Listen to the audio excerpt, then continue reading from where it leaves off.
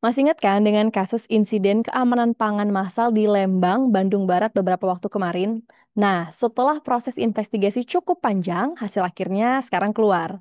Ternyata penyebab utamanya itu bukan air seperti yang sempat ramai diberitakan, tapi tingginya kadar nitrit dalam makanan. Temuan ini disampaikan langsung oleh Ketua Tim Investigasi Independen Badan Gizi Nasional, Dr. Ari Karima Muhammad.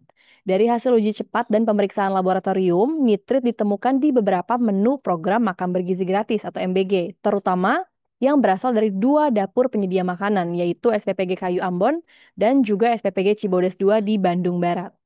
Nah, sebelum lanjut, mungkin banyak yang bertanya sebenarnya nitrit itu apa sih?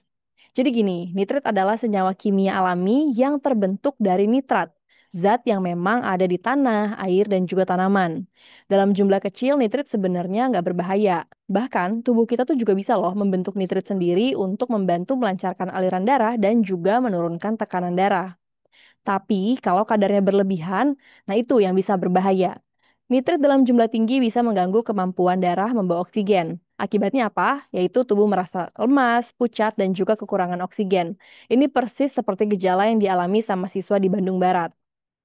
Nah, balik lagi ke dua SPPG tadi, di Kayu Ambon, nitrit positif terdeteksi pada tumis pokcoy, sedangkan di SPPG Cibodas 2, kandungan nitrit ditemukan pada nasi putih dan juga sayur campur. Menariknya nih, kadar nitrit di Cibodas 2 tuh lebih tinggi, dan itu menjelaskan kenapa jumlah siswa yang terdampak juga lebih banyak, yaitu 236 orang dibandingkan ada 44 orang di Kayu Ambon. Tim BGN juga menemukan menu di Cibodas 2 dimasak sekitar pukul 2 dini hari atau masih subuh-subuh, tapi baru dikirim ke sekolah sekitar setengah 7 pagi. Selama jeda waktu itu, sayuran tuh dibiarkan di suhu kamar, dan dalam kondisi seperti inilah nitrat itu bisa berubah jadi nitrit secara alami. Jadi makin lama disimpan ya kadar nitritnya semakin tinggi. Dalam kasus ini nggak ada siswa yang mengalami diare. Artinya, bakteri bukan penyebab utama, tapi ya reaksi kimia dari nitrit. Dan ini juga memperkuat kesimpulan tim investigasi bahwa faktor kimia itu jadi penyebab utama insiden ini. Selain itu, kadar nitrit di sayuran juga bisa meningkat kalau tanaman diberi pupuk dengan kandungan nitrit atau nitrat yang tinggi. Dalam kasus di Lembang, BGN menduga pupuk itulah yang memperkaya kadar nitrit di bahan sayuran yang digunakan. Di sisi lain, hasil uji air bersih dari 6 dapur penyedia makanan di Bandung Barat semuanya memenuhi standar fisik, kimia, dan mikrobiologi. Artinya, kualitas airnya aman.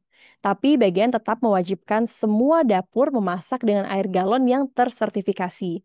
Ini untuk memastikan keamanan pangan tetap terjaga. Jadi kesimpulannya, kasus ini jadi pelajaran penting buat semua pihak. Bukan cuma soal air bersih, tapi juga cara memasak, waktu penyimpanan makanan, dan juga kualitas bahan baku sayuran. Karena kadang masalah besar itu bisa muncul dari hal yang kelihatannya sepele, seperti sayur yang terlalu lama dibiarkan setelah dimasak. Nah, kita harus tetap waspada dan jaga keamanan pangan kita bersama ya. Kalau ada yang mau didiskusikan, bisa tulis di kolom komentar. Terus jangan lupa like dan juga subscribe.